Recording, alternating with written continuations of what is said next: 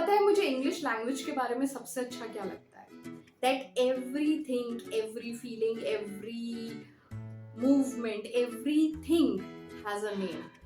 हाँ, ऐसा और लैंग्वेजेस में भी होगा, बट मुझे इंग्लिश के बारे में ये सबसे पसंद है। तो अब हम ऐसे ही कुछ वर्ड सीखेंगे जो अभी तक हमको पता तो नहीं थे कि एग्जिस्ट करते हैं, बट एक्चुअली एग्जिस्ट करते हैं। Our today's word is related to rainy season, जो अभी चल रहा है।